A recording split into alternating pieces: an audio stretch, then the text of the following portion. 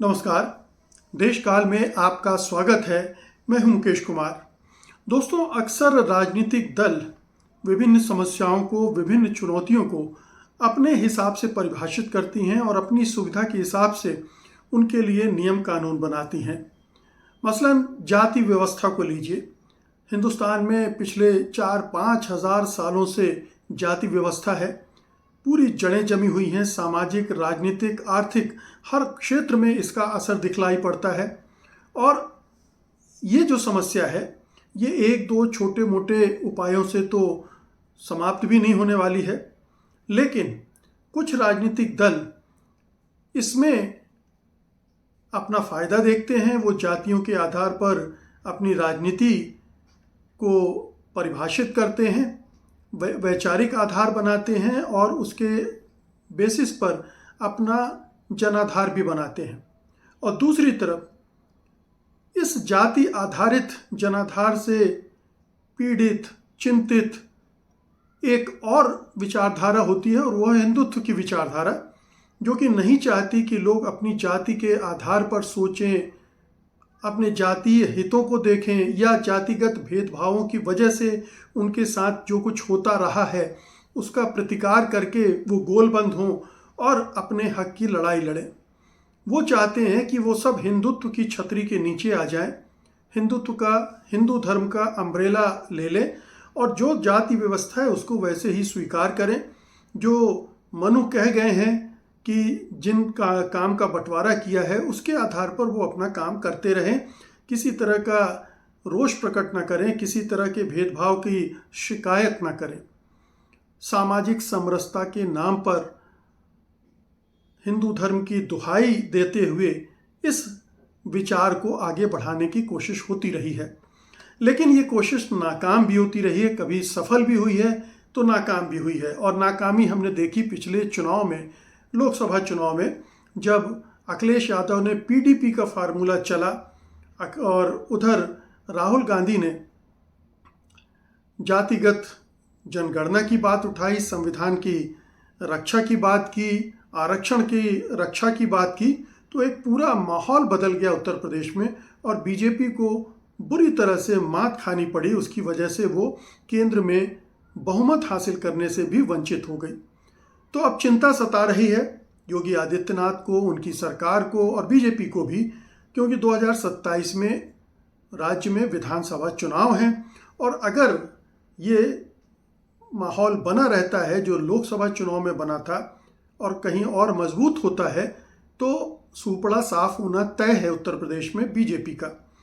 तो उसकी तैयारी कर रहे हैं, उसके काट कर रहे हैं।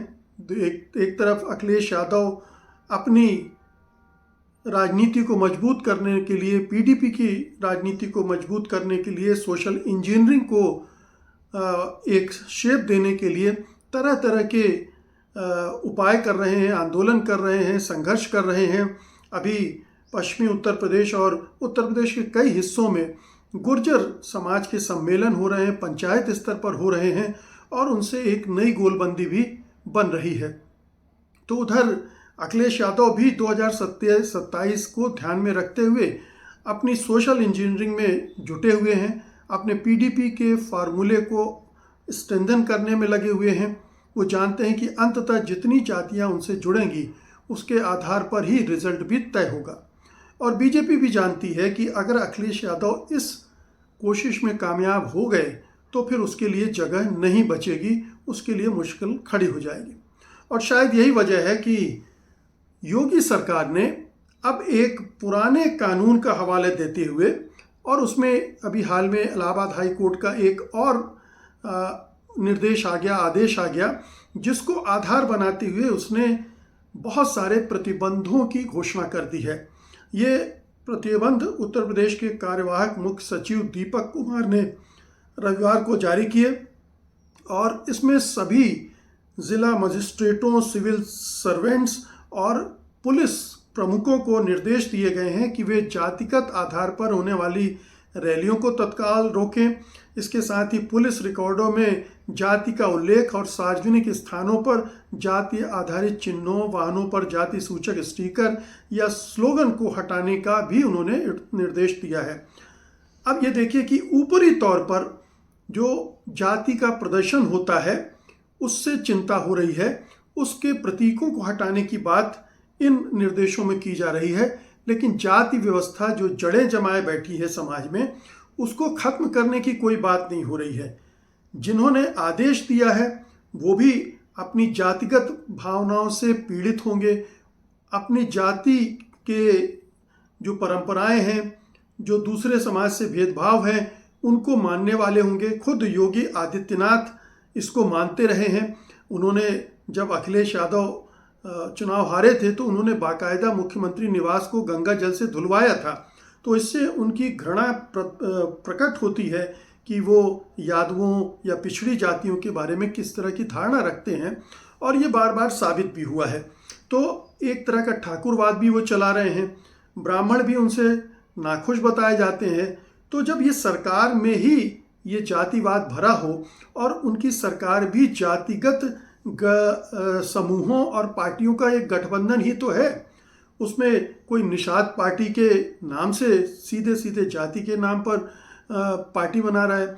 कई जो नेता हैं इस सरकार में, केशव मौर्य हों, वो पिछड़ी जाति की राजनीति करते हैं, दिनेश द्विवेदी हों, वो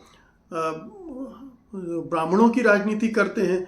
तो बीजेपी का अपना ढांचा, बीजेपी की अपनी राजनीति है, और बल्कि आरएसएस तो घनघोर रूप से ब्राह्मणवादी माना ही जाता है। उसमें जो शिक्षित प्रशिक्षित प्रचारक नेता बनकर निकलते हैं, उनके दिमागों में तो ये ब्राह्मणवाद रचा बसा होता है। तो ये नेता जो कि जाति व्यवस्था को हिंदू धर्म का आधार मानते हैं, उसको तोड़ने नष्ट करने के लिए कतई तैयार नहीं होते हैं, और बल्कि उसको और बेहतर ढंग से आरोपित करना चाहते हैं कि जो जहाँ है वो उसी तरह से रहे। यानी जो नीचे समझी जाने वाली जातियाँ हैं वो सवर्णों की सेवा करें, उनकी शुश्रूषा करें, उनके कहे आदेशों का पालन करें, और जो अपर कास्ट के लोग हैं जिनको विशेषाधिकार मिले हुए हैं मनुवादी व्यवस्था की वजह से, हिंदू धर्म के अपने ढांचे की वजह से, उसकी परंपरा, उसकी संस्कृति, उसके विचार की वजह से, वो नहीं चाहते कि पिछड़ी दलित आदिवासी जातियां और जो अल्पसंख्यकों के प्रति उनकी घृणा है वो भी ये एकजुट होकर उनको सत्ता से हटा दें, उनके वर्चस्व को तोड़ें। तो ये जो निर्देश जारी किए गए हैं, देखिए हम सब जानते हैं कि अदालतों में भी ऐसे जजेस भरे पड़े हैं जो खुद जातिगत भेदभाव से पीड़ित हैं, और पीड़ित हैं मतलब ग्रस्त हैं, और दूसरों को पीड़ित भी करते हैं। उनके वो जो केसेस उनके पास आते हैं वो पूर्वाग्रहों से ग्रस्त होकर उनकी सुनवाई करते हैं, उनके अंदर दुराग्रह भरे होते हैं, और ऐसे 50 उदाहरण मौजूद हैं जिनके आधार पर ये सिद्ध भी हुआ है, सिद्ध होता है, और ये माना जाता है कि दलित पिछड़ी जातियों को ये न्याय व्यवस्था न्याय बहुत कम देती है। ये सवर्ण डोमिनेटेड न्याय व्यवस्था है। तो जाहिर है कि जब ऐसे लोग न्यायपालिका में होंगे तो वो उसी तरह के आदेश भी पारित करेंगे, और ऐसे लोग भी न्यायपालिका में भरे पड़े हैं जिनकी विचारधारा हिंदुत्व की विचारधारा है, और वो हर चीज़ को हिंदुत्व के नज़रिए से, चश्मे से देखते हैं। अभी आपने जस्टिस शेखर के बयानात सुने होंगे जो वीएचपी की बैठक में उन्होंने दिए थे, शेखर सिन्हा के, और उनसे साफ हो जाता है कि वो कितने कम्युनल हैं। तो ये भी सिद्ध होता रहा है कि न्याय व्यवस्था में आरएसएस बीजेपी के साथ जुड़ाव रखने वाले जजों की भरमार है। तो इस तरह के आदेश भी आते हैं, और ये आदेश जब आते हैं तो इनका फ़ायदा उठाने की कोशिश होती है हिंदुत्ववादी विचारधारा के ऐसे पर चलने वाली पार्टियों के द्वारा, अपने उसको मजबूत करने के लिए, अपने वर्चस्व को मजबूत करने के लिए। तो अब सवाल उठता है कि 2024 के लोकसभा चुनाव में बीजेपी को जो करारी हार का सामना करना पड़ा था उत्तर प्रदेश में, क्या उससे सबक लेते हुए वो 2027 की तैयारी के लिए जाति के आधार पर जो गोलबंदी हो रही है, गुटबंदी हो रही है, उसको तोड़ना चाहती है, और क्या उसको तोड़ पाएगी? कहीं से ये संभव नहीं लगता है, क्योंकि इन 10 सालों में योगी आदित्यनाथ की सरकार ने या बीजेपी की सरकार ने दलितों, आदिवासियों, पिछड़ों, अति पिछड़ों या अल्पसंख्यकों के साथ कोई अच्छा व्यवहार किया हो, उन्हें विशेष तरह से ट्रीट किया हो, उनको नौकरी जो मिलनी चाहिए वो भी नहीं मिली है। उत्तर प्रदेश में तो बाकायदा नियुक्तियों का घोटाला हुआ है, जहां पर जो रिजर्व सीट हैं वो भी उनका चयन उन सीटों के लिए या उन पदों के लिए नहीं किया गया। तो ये एक पूरी पृष्ठभूमि है जिसमें आपको याद होगा कि हाथरस में किस तरह से एक दलित महिला के साथ रेप हुआ और फिर उसको रातों रात जला दिया गया। और भी बहुत सारे उदाहरण हैं। ब्रजभूषण शरण सिंह हैं जो कि ठाकुर हैं, क्षत्रिय हैं, और उनका बाल बांका नहीं हुआ, बावजूद इसके कि महिला पहलवान लगातार चीखती रहीं, चिल्लाती रहीं, आंदोलन करती रहीं, धरने प्रदर्शन करती रहीं, लेकिन उसका कुछ भी नहीं बिगड़ा। तो ये एक पूरी सोच है इस सत्तारूढ़ दल की जो इस तरह से ऑपरेट कर रही है। उसने कुछ जातीय समूहों को अपने से जोड़ा है और पहले भी जोड़ने की कोशिश की थी, लेकिन एक फार्मूले के तहत सामाजिक समरसता, जाति व्यवस्था को नहीं तोड़ना है, उसके दंश को कम नहीं करना है, एक सामाजिक समरसता यथा स्थिति बनाए रखते हुए ही इसको आगे बढ़ाना है। ये फार्मूला और कुछ समय तक चला और इसी की वजह से बीजेपी को यूपी में और दूसरी जगहों पर खासी सफलता भी मिली। लेकिन जैसे ही भेद खुला और ख़ासतौर पर पीडीपी का फार्मूला अखिलेश यादव का और इधर राहुल गांधी ने जो संविधान बचाओ, आरक्षण बचाओ, जातिगत जनगणना कराओ, ये जो पूरा एजेंडा राजनीति में ले आए, वो जो सोशल इंजीनियरिंग थी वो बहुत कमज़ोर पड़ गई, एक हद तक ध्वस्त भी हो गई। और जो दलित और पिछड़े समुदाय थे वापस कांग्रेस और अखिलेश यादव या समाजवादी पार्टी के साथ जुड़ गए, नए समूह जुड़े, नई जातियां जुड़ी और इससे उनका जनाधार मजबूत हुआ। तो मुझे नहीं लगता कि इस तरह के जो उपाय हैं, जिनके निर्देश दिए गए हैं कार्यवाहक मुख्य सचिव के द्वारा कि आप अपने कारों में, अपने वाहनों में पीछे न लिखें ब्राह्मण, क्षत्रिय, इस तरह के जातिगत प्रदर्शन न करें, इससे कितना फर्क पड़ना है। स्टिकर नहीं लगेंगे तो क्या अंदर जो भावनाएं बैठी हुई हैं, अब अंदर जो दुराग्रह पूर्वाग्रह बैठे हुए हैं या निचले जातियां कहे जाने वाले लोगों के प्रति जो दुर्भावना है, दुराग्रह है, घृणा है, हिंसा है, क्या वो निकल जाएगी? वो तो वहीं की वहीं रहनी है। बल्कि अगर इस तरह से राज्य सरकार, योगी सरकार करने की कोशिश करेगी तो ये उल्टा भी पड़ सकता है, इसका रिएक्शन उल्टा भी हो सकता है, क्योंकि तब लोगों को समझ में आ जाएगा कि ये जो कुछ किया जा रहा है दरअसल उनको टारगेट करके किया जा रहा है, इसका जाति व्यवस्था को समाप्त करने से कुछ भी लेना देना नहीं है। देखिए, अखिलेश यादव ने बड़े अच्छे सवाल किए हैं इसको लेकर।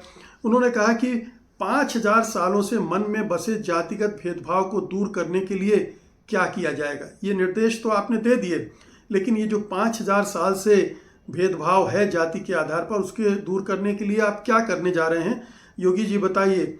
और वस्त्र, वेशभूषा और प्रतीक चिन्हों के माध्यम से जाति प्रदर्शन से उपजे जातिगत भेदभाव को मिटाने के लिए क्या किया जाएगा। और किसी के मिलने पर नाम से पहले जाति पूछने की जातिगत भेदभाव की मानसिकता को खत्म करने के लिए क्या किया जाएगा। और किसी का घर धुलवाने की जातिगत भेदभाव की सोच का अंत करने के लिए क्या उपाय किया जाएगा। और किसी पर झूठे और अपमानजनक आरोप लगाकर बदनाम करने के जातिगत भेदभाव से भरी साजिशों को समाप्त करने के लिए क्या किया जाएगा। तो अखिलेश यादव जाति की समस्या की गंभीरता की तरफ ध्यान खींच रहे हैं कि ये जो सतही काम निर्देश देकर आप करना चाहते हैं उससे फर्क नहीं पड़ेगा। असल बात यह है कि जो जाति व्यवस्था, जाति सोच अंदर तक बैठा हुआ है उसको कैसे आप खत्म करेंगे। और उसका कोई एजेंडा नहीं है, उसका एजेंडा संघ परिवार के पास कभी नहीं था, बीजेपी के पास कभी नहीं था और न कभी होगा, क्योंकि अंदर से वो ये चाहते ही नहीं है कि ये जाति व्यवस्था खत्म हो। वो तो जाति व्यवस्था को मजबूत करना चाहते हैं, क्योंकि उन्हें लगता है कि जितनी जाति व्यवस्था मजबूत होगी उतना हिंदू धर्म मजबूत होगा। अब इसके एक और पहलू पर आते हैं।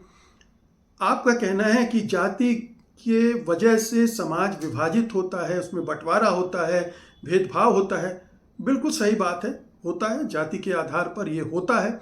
लेकिन उससे बड़ा बंटवारा, विभाजन धर्म के आधार पर हो रहा है, और वो और कोई नहीं, योगी आदित्यनाथ कर रहे हैं।